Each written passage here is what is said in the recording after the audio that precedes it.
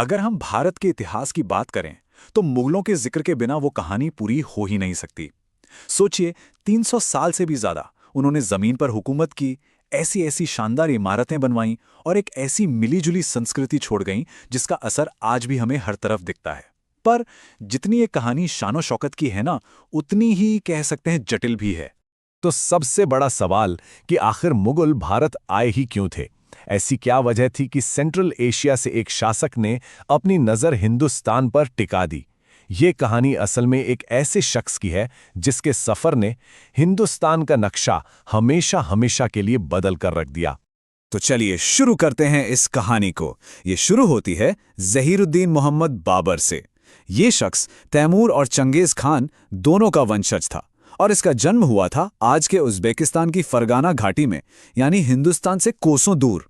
लेकिन किस्मत ने तो उसके लिए कुछ और ही सोच रखा था। अब यहाँ ना बाबर की सोच को समझना बड़ा जरूरी है। हुआ ये कि उसे अपने ही वतन फरगाना से निकाल दिया गया था। उसने 1504 में काबुल पर तो कब्जा कर लिया, लेकिन उसकी एम्बिशन, उसकी चाहत वहां खत्म नहीं हुई। वो जानता था कि अगर एक बड़ा साम्राज्य बनाना है तो उसके लिए बेनतहा दौलत चाहिए, और उस वक्त सोने की चिड़िया कहे जाने वाले हिंदुस्तान से बेहतर खजाना और कहाँ मिल सकता था। लेकिन बाबर को हिंदुस्तान आने का मौका मिला कैसे? इसका जवाब है यहाँ की आपसी फूट। उस वक्त दिल्ली का सुल्तान था इब्राहिम लोदी, और वो इतना अनपॉपुलर था कि उसे गद्दी से हटाने के लिए उसके अपने ही चाचा और पंजाब के गवर्नर ने बाबर को बुलावा भेज दिया। बस ये वही मौका था जिसका बाबर को शायद कब से इंतजार था। तो बाबर अपनी सेना लेके आ गया। जब उसने सिंधु नदी पार की ना, तो हालात बिल्कुल उसके खिलाफ थे। एक तरफ उसके पास थे सिर्फ 12,000 सैनिक, और दूसरी तरफ इब्राहिम लोदी की फौज, जिसमें 1 लाख से ज्यादा सिपाही और जंगी हाथी थे। अगर ऑन पेपर देखा जाए तो ये लड़ाई शुरू होने से पहले ही खत्म थी।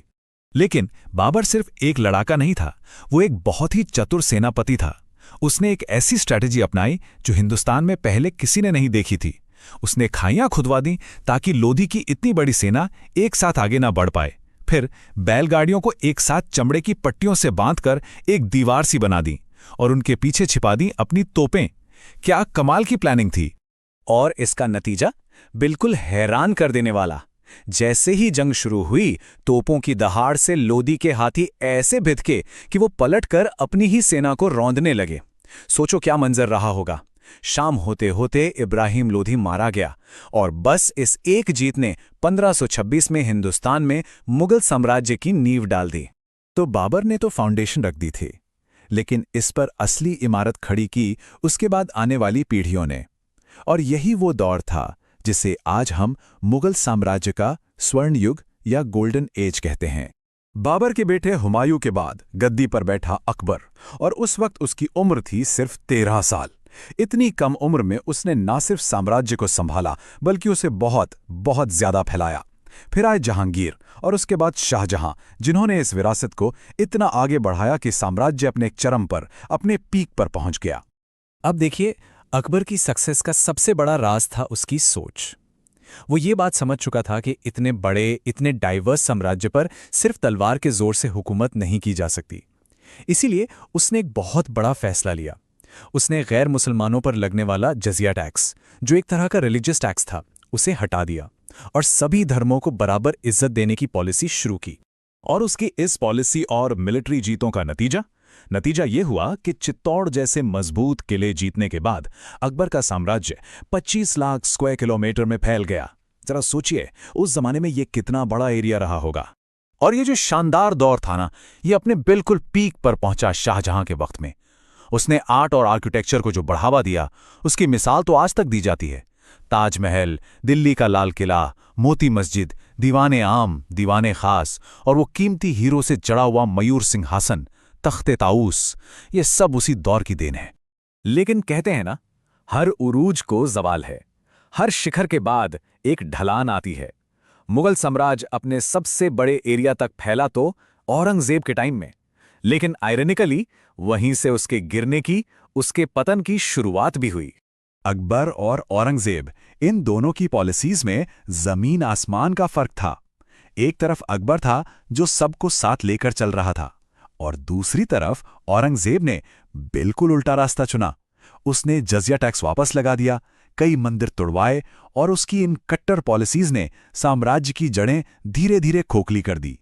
औरंगजेब की सख्ती सिर्फ उसकी पॉलिसीज तक ही नहीं थी। तख्त हासिल करने के लिए उसने अपने ही पिता शाहजहां को आगरा के किले में कैद कर दिया और अपने बड़े भाई दारा शिकोह, जो असली वारिस था, उसकी हत्या करवा दी। इतना ही नहीं, हिस्टोरिकल अकाउंट्स बताते हैं कि उसने अपने भाई का कटा हुआ सर अपने कैद पिता के पास भिजवाया था। तो होना क्या था? औरंगजेब की इन्हीं पॉलिसीज का नतीजा ये हुआ कि मराठा, राजपूत और कई दूसरे हिंदू राजा सब उसके खिलाफ उठ खड़े हुए। एक के बाद एक बगावतें होने लगीं और इन लगातार चलती जंगों ने मुगल साम्राज्य को अंदर से बिल्कुल खोखला कर दिया और शाही खजाना लगभग खाली हो चुका था। औरंगजेब के बाद मुगल साम्राज्य एक ऐसी ढलान पर आ गया जहां से वो फिर कभी संभल ही नहीं पाया। ये उसके अंत की एक लंबी और दर्दनाक कहानी है। 1707 में औरंगजेब की मौत हुई और उसके बाद एक कमजोर उत्तराधिकारियों का सिलसिला शुरू हो गया जो सल्तनत को संभाल ही नहीं पाए। फिर 1739 में ईरान के नादिर शाह ने दिल्ली पर हमला किया, शहर को पूरी तरह लूट लिया और वो मशहूर मयूर सिंहासन भी अपने साथ ले गया। इसके बाद तो मुगल ताकत सिर्फ नाम की रह गई, जो बस दिल्ली शहर तक सिमट गई थी। और आखिर में 1857 की क्रांति के बाद अंग्रेजों ने इस पर आखिरी कील ठोक दी। मुगलों के आखिरी बादशाह बहादुर शाह जफर द्वितीय, उनकी मौत 1862 में म्यांमार की एक जेल में देश निकाले के दौरान हुई और इसी के साथ उस वंश का हमेशा के लिए अंत हो गया जिसने कभी लगभग पूरे भारतीय उपमहाद्वीप पर राज किया था। तो ये थी मुगल साम्राज्य के बनने, आगे बढ़ने और फिर बिखरने की कहानी। एक ऐसी दास्तान जो हमें एक तरफ ताजमहल जैसी खूबसूरती देती है तो दूसरी तरफ तख्त के लिए हुए खूनी संघर्ष की यादें भी। तो सवाल आज भी वही है, इन 300 सालों की असली विरासत, असली लेगेसी क्या है? एक शानदार अतीत या फिर एक उलझा हुआ वर्तमान?